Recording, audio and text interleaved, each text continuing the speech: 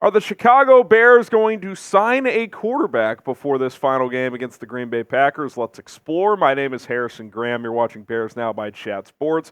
Reports coming in that the Bears are working out free agent quarterback Chris Streveler today. Jeremy Fowler wanted to give him the credit here. He tweeted this one out first as the Bears are working him out. Brad Biggs quote tweeted that tweet and said, Bears QB news, Tyson Bagent did miss practice yesterday with an illness. So this is kind of one of those where you're like, do they really need to sign a quarterback? It's the final game of the year. But if Bagent can't, if he's going to miss the rest of the week in terms of prep, you like having a third quarterback who can help you prep, run the scout team, do that type of stuff. So if the workout goes well and if Bagent isn't feeling better, I could see them signing Streveler to the practice squad just to help them get through this final game. And I would say this, the fact that they're working him out probably means they're leaning toward the fact that Bagent may be unavailable, which means in that scenario, Nathan Peterman would likely be the backup on Sunday, as of course Justin Fields would be the starter. This isn't anything major, but again, this is just one of those situations where you just need to get through this final game, obviously, and you want to have as much prep as possible to hopefully knock off the Green Bay Packers. So real quick, who is Chris Streveler, you ask? Well, he played his college ball at South Dakota. He was undrafted in 2018, headed up to Canada to play in the CFL, played with Winnipeg for 2 seasons, bounced around the NFL the last couple of years, 4 different NFL teams, made 1 start last year for the Jets, also got to play a decent amount with the Arizona Cardinals. As well, in relief of Kyler Murray a couple of different occasions. You look at his career numbers in the NFL, he's gotten into 9 games and started 1, and obviously hasn't played much, right? 67.5%, 231 yards, touchdown and a pick. Okay passer rating. He is fairly mobile, so you've got that going as well. Again, he can run some scout team if you need him to. He can help you get through some of these practices and prepare. I don't think this is someone that would be here behind this week, if we're being completely honest. Have you heard of Chris Streveler before today? Type Y for yes, or you can type in for no. I actually have, because this is going to be a random tidbit that I remember. The year the Bears backed into the playoffs in 2020, we were live for a watch party.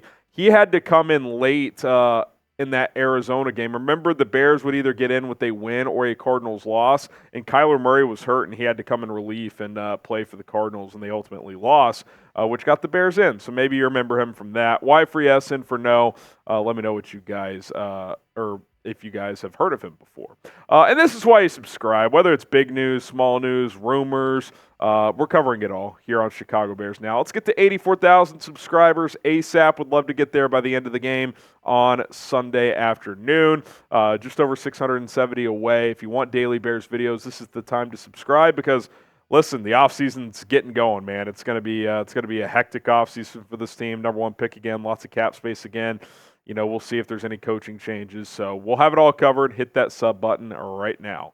Okay, speaking of coaches, Matt Eberflus, is he back in 2024? Certainly Brad Biggs, insider of the Chicago Tribune, believes so. And he had an interesting thing to say as well here on 670 The Score.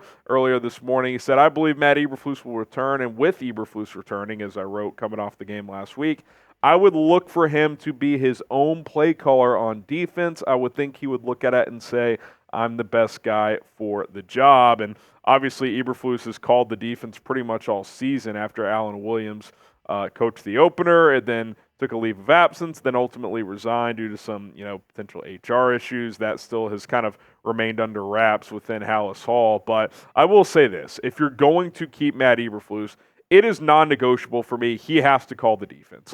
That is one of the better things about Flus, is that since he's taken over the defensive play calling, this defense has been pretty damn good. It's been top 10 in most categories, top 5 in a lot since week 5, which we'll outline here in a little bit. But the defense has been much better. If you're going to bring Flus back, then he does need to call the plays. Obviously, you would still need to hire a defensive coordinator in title. Maybe you promote someone like Dave Borgonzi or Phil Snow, who they hired to be an analyst. Maybe he takes on that job. But I definitely want Flus still calling the defense if he's back next year. I definitely want you to download the Prize Picks app. Go to prizepicks.com/CLNS. Use our code CLNS to get a deposit match up to $100 today. Daily fantasy made easy. Why is it easy, Harrison? Well, it takes less than a minute to submit your entries, and you just pick more or less on the stat projections, and you tie together 2 to 6 players on same game, same sport, different sport, whatever you want. For example, I got CeeDee Lamb more on his receiving yards projection this week. I think he hits the century mark. He's been red hot. Bijan Robinson has struggled a little bit here. So is that Falcons offense. I like the less there. 10 to win $30 here. 3 times your entry. Also, you can win up to 25 times your entry on 6-player entries with Prize Picks. Get started today, prizepicks.com/CLNS. It's more, it's less, it's simple with Prize Picks. Okay, you look at the Bears' defense since Week 5 under Matt Eberflus, and that was after the 0-4 start, obviously. First in interceptions, first in run defense, first in explosive play percentage allowed, second in first downs allowed, 6th in total yards allowed, and 6th in points allowed. This is a fringe top 5 defense right now, man, and that's going into an offseason where you're going to have money to add to this defense. Now, there's questions you got to answer. Are you going to restructure Eddie Jackson? Do you keep him on this current contract? That would surprise me. Do you cut him? And if you do, who do you go out to replace him to play next to Jaquan Brisker? That's important. You certainly need another pass rusher, but this group's playing really well. The young guys in the secondary have gotten better and better throughout the year. Kyler Gordon and Tyreek Stevenson. Obviously, Jaylon Johnson's been a lockdown corner the entire season. Linebackers are really good. Montez Sweat's effect has been real. And I think Matt Eberflus deserves credit for, taking over play calling duties and having a top 10 defense this year and fringe top 5. When you look at the last couple of months, it's been really impressive to watch this defense turn around very, very quickly from last year to this year. Now, fill in the blank for us. There is a blank % chance Matt Eberflus returns next year. I'll say going into this Green Bay game, it's 88% chance. Now, if they win it, I think it almost certainly gets to 100. If they lose it close, it's probably still very high. If they lose it ugly, maybe it gets into that 50-50 realm where they really review it over the next few days after the game and make a final decision. But I think he's on track to return, especially with the win on Sunday. What say you? Give me a percentage number in the comments on Matt Eberflus returning.